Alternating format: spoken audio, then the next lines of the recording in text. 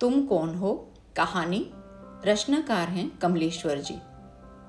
रात तूफानी थी, पहले बारिश, फिर बर्फ की बारिश और बेहद घना कोहरा।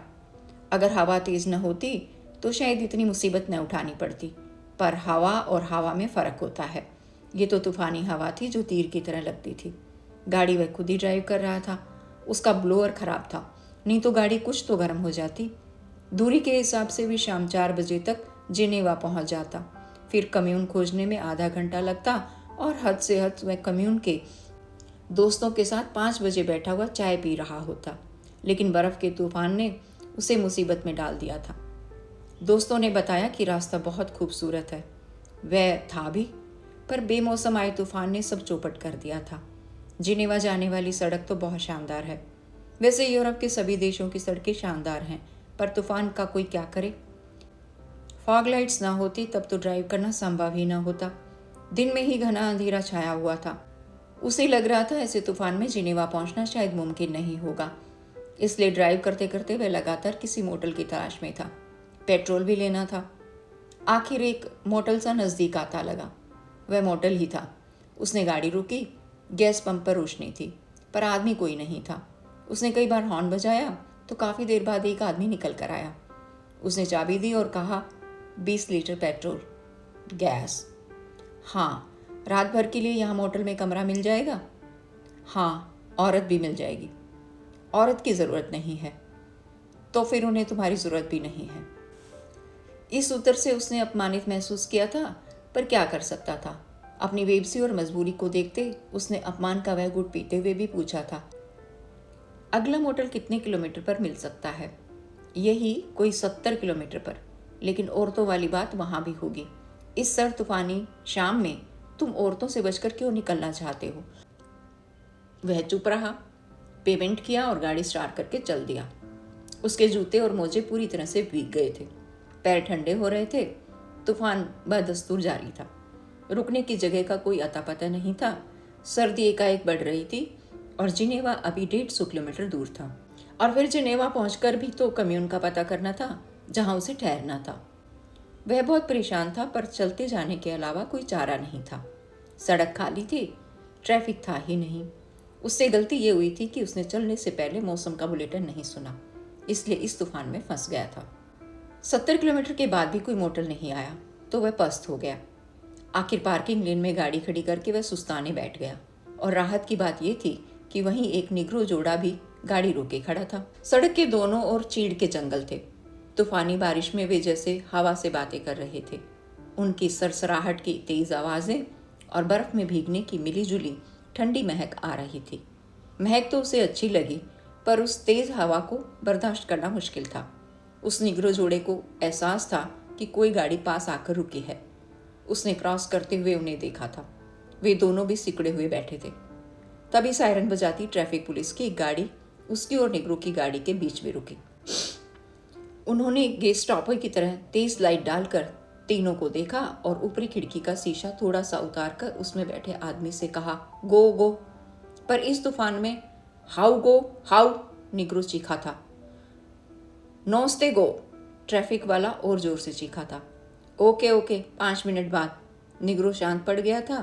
ट्रैफिक पुलिस की गाड़ी 5 मिनट की मोहलत देकर आगे चली गई थी।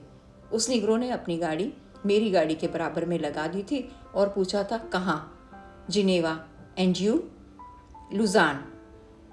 दीज बास्टर्ड्स, ये तुम्हारा पैसा तो निचोड़ लेते हैं, लेकिन अपने देश में टिकने नहीं देते। उस निग्रो ने अंग्रेजी में कहा था। सारी नफरत और कल्चर की बातें करते हुए ये हमें और तुम्हें बर्दाश्त नहीं करते। तुम एशिया से हो, शायद इंडियन या पाकिस्तानी। इंडियन। हम अमेरिकन हैं, पर ये हमें अमेरिकन नहीं मानते। ये हरामजादे हमें जुबान दबाकर निगर्स पुकारते हैं और निग्रो ही मानते हैं। मुझसे पूछ रहे थे इस औरत को कहाँ से पकड़ लाए, पर यह औरत नहीं, मेरी बीवी है। ये हरामजादे औरत और बीवी में फ़र्क नहीं करते, औरत की इज्जत नहीं करते। ये सिर्फ पैसे वाली औरतों और आर्मी की औरतों की थोड़ी बहुत इज्जत करते हैं। अच्छा है कि इन्हें अंग्रेज़ी नहीं आती, वह बोला था और बहुत तेज़ी से अपनी गाड़ी सड़क पर लाकर कोहरे और बर्फ़ की बारिश में आगे चला गया था। उसकी हिम्मत पस्त थी। बर्फ़, कोहरे और सर्दी ने उसे लगभग लाचार सा कर दिया था। वह उस निग्रो जोड़े के साथ निकल जाना चाहता था, पर गाड़ी के इंजन ने धोखा दे दिया था। वह स्टार्ट ही नहीं हुआ। शीशे चढ़ाकर बैठे रहने के अलावा अब कोई चारा नहीं था। यहाँ तो एक सी परेशानी में पड़े आदमियों की जान पहचान का भी कोई मतलब नहीं था। वह निग्रो जोड़ा भी उसी उलझन में था जिसमें वह फंसा हुआ था, पर यह जोड़ा अमेरिकन था, इसलिए वह समान अपमान सहते हुए भी उससे अलग हो गया था। देश के हिसाब से अपमान का दंश और अपमान को सहने का अनुपात भी अलग अलग था, यही उसे लगा था। वह अमेरिकन निग्रो तो गाली भी दे सकता था, वह तो खुद को और भी गया गुजरा पा रहा था। उसे लगा कि वह दूसरा तूफान तो इस बर्फीले तूफान से भी ज्यादा भयानक है। और तब उसे पेरिस के सोबर्न इलाके का वह रेस्टोरेंट याद आया था, जहां वह इंडियन रेस्टोरेंट नाम सुनकर अपने लोगों से मिलने, अपनी पहचान पाने के लिए गया था। रेस्टोरेंट इंडियन के सभी कर्मचारी हिंदुस्तानी ही थे और म्यूजिक सिस्टम पर रविशंकर का सितार बज रहा था। उसने राहत की सांस ली थी। मछली की करी के साथ उसने भात खाया, पर जब उसने भारतीय बैरे से हिंदी में बात करनी चाहिए थी, पता चला कि वो भारतीय तो हैं, पर पौंडीचेरी के हैं, इसलिए फ्रेंच बोलते हैं। वह कसमसा के रह गया था। उसने रेस्टोरेंट के मैनेजर से भी मिलने की इच्छा जाहिर की थी, पर मैनेजर भी उससे बिना मिले भाग गया था। लेकिन क्यों? वह क्यों एक भारतीय से मिलना नहीं चाहता था? तब एक बैरे ने बड़ी शालीनता से बताया था कि साहब, हम पाकिस्तानी हैं, पर हमारे पास पाकिस्तानी म्यूजिक और पाकिस्तानी फूड के रूप में परोसने के लिए कुछ भी नहीं है, इसलिए हम हिंदुस्तानी म्यूजिक और फूड के नाम पर अपना कारोबार चलाते हैं और अपना पेट भरते हैं। इसी मजबूरी को छिपाने के लिए मैनेजर साहब आपसे बिना मिले भाग गए हैं। उसने तब आदमी की जड़ों के उस सांस्कृतिक संकट को पहचाना था और उससे सहानुभूति महसूस की थी। वह खुद इसी बात का जगह जगह शिकार था। उसे लग रहा था कि आगे भी शायद लगातार उसे इसी संकट से गुजरना है, पहचान और मानवीय सम्मान की तलाश में। उसने यूं ही गाड़ी स्टार्ट की तो इंजन चालू हो गया। ये भी आश्चर्य की बात थी, नहीं तो इतनी ठंडक में बंद पड़ी गाड़ी कब स्टार्ट होने वाली थी। वह मोटल के रिसेप्शन पर पहुंचा। बर्फीले तूफान से राहत देने वाली गर्म हवा का झोंका लगा तो वो लगभग ऊनिंदा हो गया। पासपोर्ट? उसे लगभग न देखते हुए रिसेप्शन वाले ने पासपोर्ट तलब किया। उसने पासपोर्ट देखकर राहत की सांस ली, पर तभी रिसेप्शनिस्ट ने कहा, सॉरी, नो रूम। पर अभी तो आपने पंप स्टेशन वाले को नो आर्ग्यूमेंट, नो रूम। मुझे मालूम है, रूम तो बहुत से खाली पड़े हैं। Sorry, no argument, no room. क्या ये रंगभेद है? वह चीखा था। Don't shout, no room. और वह बेहद बेहद अपमानित होकर बाहर निकल आया था। बाहर बर्फीली हवा के तीर उसे भेद रहे थे। जूते और मोजे ज्यादा भीग चुके थे। उसने जो ओवरकोट निकाल कर पहना था वह भी अब तक काफी गीला हो चुका था। खून का घूंट पीते हुए वह अपनी गाड़ी तक आया था। गाड़ी ने साथ दिया, स्टार्ट हो गई और तब वह सुबह 3 बजे जिनेवा पहुंचा था। अब वह कहाँ जाए इस आड़े और बेहुदे वक्त में? सोचा स्टेशन पर रुक जाए, फिर सुबह 7-8 बजे कम्यून को फोन करके वह अपना ठिकाना खोज लेगा। जिनेवा के रेलवे वेटिंग रूम में वह जाकर लेट गया था, थका और पस्त। गाड़ी उसने पार्किंग आइलैंड में खड़ी कर दी थी। वेटिंग रूम में बर्फीली बारिश की ठंडक के कोई आसार नहीं थे। वह माँ की गोद की तरह गर्म था। वह लेटा तो लेटते ही नींद आ गई। पर 5 बजे सुबह ही सफाई कर्मचारी ने उसकी कमर में डंडा ठोकते हुए कहा, you nigger, get up, get up.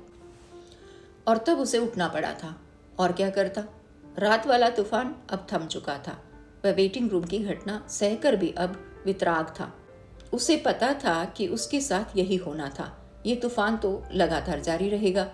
वह इधर उधर घूमता रहा और जब 7 बज गए तो उसने कम्यून में फ़ोन किया। बहुत मुश्किल हुई ये बताने में कि कहाँ है, क्योंकि फ़ोन रिसीव करने वाली जूनिया को अंग्रेज़ी नहीं आती थी। बहुत मुश्किल से वह उसकी बात समझा। वह सिर्फ 3 शब्द बोली, इंडियन स्टेशन यहाँ। और जूनिया करीब आधे घंटे बाद उसे खोजती हुई आई थी। इंडियन को पहचानना उसके लिए मुश्किल नहीं था। उसने भी जूनिया की तलाशती आंखों को तत्काल पहचान लिया था। जूनिया ने उससे हाथ मिलाया और बोली, गो, यानी आओ।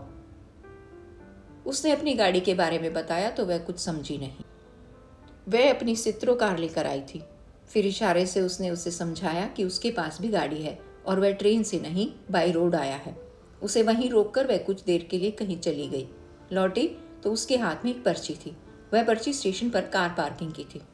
जूनिया ने अपनी छोटी सित्रो गाड़ी में उसे बिठाया और चल पड़ी। कुछ ही देर बाद वे ठहरने के स्थान पर पहुंच गए। उसे तो मेरियान एंकल के कम्यून में ठहरना था, पर यह जगह तो उसे कम्यून जैसी नहीं लग रही थी। पर मुश्किल ये थी कि जूनिया से ज़्यादा बातचीत भी नहीं कर सकता था, क्योंकि वह अंग्रेज़ी नहीं समझती थी। वह फ्रेंच भाषी थी और थोड़ी इटालियन और जर्मन बोल समझ लेती थी। सीढ़ियाँ चढ़कर जब वह ऊपर पहुंचा तो दरवाजे का ताला खुलते हुए जूनिया इतना ही बोली, स्टूडियो माई। और वह पेरिस के 2-4 दिनों के अनुभव से समझ गया कि यह जूनिया का अपना कमरा था। यही उसने बताया भी था। कुछ देर के लिए वह कुछ भी समझ नहीं पाया था कि कम्यून में पहुंचने की बजाय वह जूनिया के कमरे में क्यों और कैसे पहुंच गया है। फ़ोन तो उसने सही नंबर पर किया था। स्टूडियो यानी कमरे के एक कोने में फ़ोन भी रखा हुआ था, लेकिन उस पर फ़ोन नंबर नहीं लिखा था। कमरे के दूसरे कोने में छोटे से पार्टीशन से सटा हुआ जूनिया का एक चूल्हे वाला किचन था। वह वहाँ खड़ी शायद चाय बना रही थी, पर वह हर गुजरते पल के साथ और भी गहरे रहस्य में फंसता जा रहा था। आखिर ये जूनिया, ये उसका कमरा, फ़ोन, उसका स्टेशन आकर उसे ले जाना। तब तक जूनिया ने चाय के मग्गे सामने रख दिए। वह चाय पीने लगा। चाय पीते पीते ही उसने फ़ोन नंबर का रहस्य जानना चाहा। जूनिया ने नंबर बताया।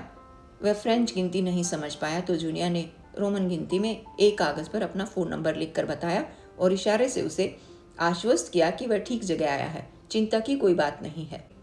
किचन की तरफ से तभी कुछ चिट चिट की आवाज़ आई तो जूनिया उठी। उसने एक प्लेट में भुने हुए सॉसेज लाकर रख दिए और इशारा किया, खाओ। एक सॉसेज उसने भी उठा लिया था। यानी अब उसका चाय नाश्ता समाप्त हो गया था। वह समझ ही नहीं पा रही थी कि अब वह क्या कहे, क्या करे। काम तो कई थे और फिर उसे आगे भी जाना था।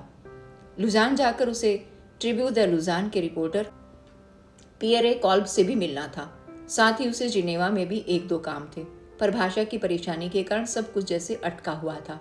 पर इन्हीं कार्यों से ज़्यादा उसे थकान सता रही थी और सबसे पहले पिछली रात के तमाम जलते और सुलगते अपमानों को भूलकर वो सोना चाहता था। चाय नाश्ते के बाद जूनिया ने टूथपेस्ट, एक नया ब्रश और छोटा टॉवल उसके सामने बढ़ा दिया और दरवाजे के बाहर गैलरी में बने बाथरूम की ओर इशारा किया और इशारों से ये भी जाहिर किया कि उसे मालूम है कि उसका सामान स्टेशन पर खड़ी कार में बंद है और ये भी कि वह ओवरकोट, जूते, मोजे उतार कर ब्रश आदि कर ले और चाहे तो कुछ देर आराम भी कर ले। तब तक वह एक काम से कहीं जाएगी और 3-4 घंटे बाद लौट आएगी। दोनों चाबियां थमाकर जूनिया अपने काम से चली गई। वह लौटी तो वह गहरी नींद में सो रहा था। उसी ने उसे कंधे से हिलाकर जगाया और घड़ी दिखाते हुए बताया कि अब लंच का समय हो गया है, इसलिए गो यानी चलो। वह अपनी उसी सित्रो कार में उसे जिनेवा लेक पर ले आई। वहीं एक बेहद खूबसूरत रेस्टोरेंट में उसने खाना खिलाया। फिर उसने झील में तैरते काले हंस दिखाए और शैले शैले कहा। उसने अंदाज लगा लिया कि वह अंग्रेजी कवि शैली की बात बताना चाहती थी, जो इसी झील में एक तूफानी दिन अपने प्राण खो बैठा था। उसने आत्महत्या कर ली थी। फिर वह उसे पतझड़ से भरे सुनसान जंगलों को दिखाने ले गई थी। पतझड़ का दृश्य देख वह विमुग्ध रह गया था। शायद छुट्टी के कारण बहुत से सैलानी झील पर और जंगलों में भी मौजूद थे, पर वहाँ भीड़ के बावजूद एकांत भी था। वह जूनिया को लेकर भी विमुग्ध था। कैसी लड़की है यह, कितनी विचित्र और कितनी अलग। जूनिया जैसे उसकी जन्म जन्मांतर की बंधु बनी उसके साथ उन्मुक्त भाव से पेश आ रही थी। और तभी जूनिया एक आज़ाद उन्मुक्त पंछी की तरह पतझड़ के सफ़ेद कालीन पर दौड़ती चली गई और कोहरे में अदृश्य हो गई। उसके जैसे पंख लगे थे। कुछ पुकारने जैसी आवाज़ तो आई थी, पर उसे यहाँ पुकारने वाला कौन था। लेकिन उसके मन में अनुगूंज उठी कि कहीं जूनिया ने तो उसे नहीं पुकारा था। उसने मन ही मन उस आवाज़ का उत्तर दिया था, जूनिया जूनिया, लेकिन उसके उत्तर में कोई आवाज़ लौट कर नहीं आई। पतझड़ से भरा वह सफ़ेद जंगल अब उसे एक तिलिस्म सा दिखाई दे रहा था। अगर जूनिया उस कोहरे से लौट कर न आए तो वे क्या करेगा। चारों तरफ तो जंगल ही जंगल है। तभी एकदम अंधेरा छा गया। सफ़ेद जंगल सुरमई हो गया और बारिश होने लगी। बारिश की सर्द सुइयां बदन के खुले हिस्सों पर चुभने लगी। धीरे धीरे उसका ओवरकोट भी भीग गया और पतझड़ के सूखे पत्तों के नीचे जमा बर्फीली कीचड़ ने ठसके सूखे जूतों और मोजों को फिर भिगो दिया कि तभी एकाएक भीगी तितली की तरह जूनिया उस कोहरे की दुनिया से निकलकर उसके पास आई थी। कपड़े भीगकर उसके बदन से चिपक गए थे और तब उसने उसे भर आंख देखा था। वह संगमरमर की नंगी मूर्ति की तरह लग रही थी। एकाएक वह समझ ही नहीं पाया था कि जूनिया किसी मोटल की औरत थी या संगमरमर की कोई कला मूर्ति।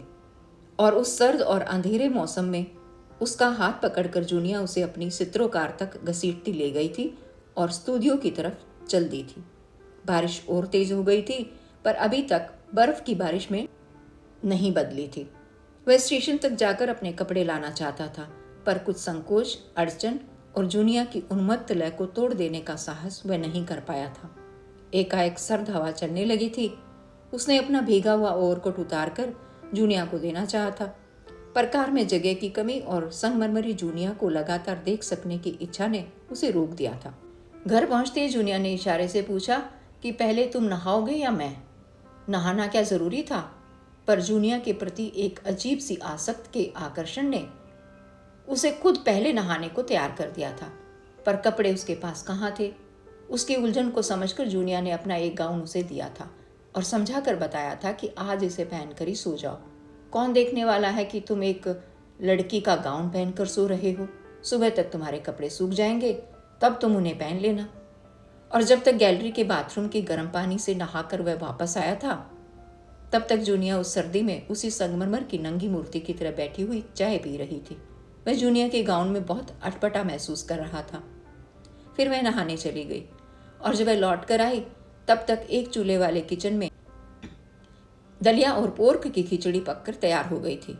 खिचड़ी खाने के बाद अब उसके सामने सोने का सवाल था। बिस्तर तो एक ही था और सर्दी हद से ज्यादा बढ़ गई थी। दोपहर में तो वह अकेला था, इसलिए शांति से सो गया था, लेकिन अब इस रात में तब तक जूनिया अपना गाउन उतारकर बिल्कुल एक उजागर संगमरमर मूर्ति के रूप में उसके सामने थी। उसने उसी एक बिस्तर पर इलेक्ट्रिक क्विल्ट लगाकर उसे पुकारा था, गो यानी आओ। बिजली की ये रजाई गर्म हो रही थी और सारे संकोच के बावजूद वह अब आराम से सोना चाहता था, पर जूनिया का उजागर संगमरमर शरीर उसे पुकार रहा था। पता नहीं ये पुकार खुद उसके मन की थी या जूनिया के मन की। बिजली की उसी एक रजाई में आखिर वह भी जूनिया के साथ घुस गया था और करवट लेकर उसने उसके लिए 3/4 जगह छोड़ ही दी थी। वह आधी से अधिक जगह पार करके भी जूनिया की तरफ नहीं खिसक पाया था और न जूनिया ने आधे बिस्तर की ये लक्ष्मण रेखा पार की थी। सुबह आंख खुली तो चाय तैयार थी, साथ में उबले अंडों का नाश्ता था। उसके बाद जूनिया ने पिछले दिन की तरह पेस्ट और ब्रश उसके सामने रख दिया था। आज उसे इशारा करके कुछ बताने की जरूरत नहीं थी। उसे पता था कि बाथरूम की चाबी कहाँ लटकी हुई है। बाथरूम से वह लौटा तो जूनिया तैयार होकर अब एक खूबसूरत पेंटिंग की तरह उसके सामने मौजूद थी।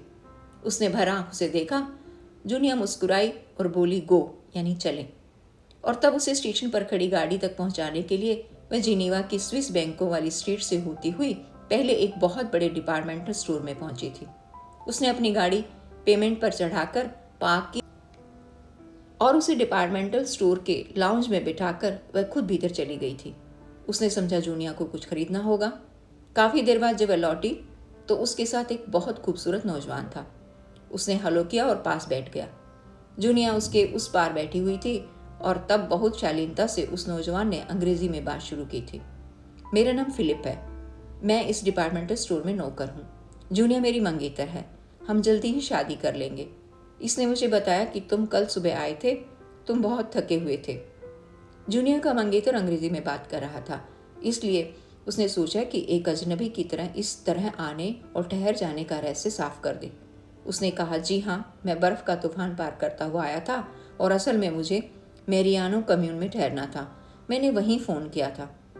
हाँ, तुमने ठीक ही फ़ोन किया था। हाँ क्या? हाँ, और देखो जूनिया कह रही है कि वह कम्यून अब वहाँ नहीं है, पर वह फ़ोन तो अब भी है। क्या यह एक खूबसूरत बात नहीं है? और जूनिया की बहुत खूबसूरत हंसी उसे फिलिप के कंधे के उस पार से सुनाई दी थी। कल मेरी छुट्टी थी, इसलिए जूनिया तुम्हें मुझसे मिलवा नहीं पाई, आज लेकर आई है, फिलिप बोला। मैं जूनिया को बहुत बहुत धन्यवाद देना चाहता हूँ, बहुत बहुत, उसके मुंह से अनायास निकला था। अरे इसमें धन्यवाद की क्या बात है? हाँ क्या? हाँ, जूनिया कह रही है कल रात भी तेज तूफान आया था, शायद तुम उसमें कहीं भटक जाते, इसलिए उसने सुबह तक का इंतज़ार किया। हाँ, एक और बात, जूनिया जानना चाहती है कि तुम कौन हो। तुम कौन हो? तुम कौन हो? जूनिया का ये सवाल एक आदिम सवाल की तरह उसकी पूरी चेतना में कौंधने और गूंजने लगा था।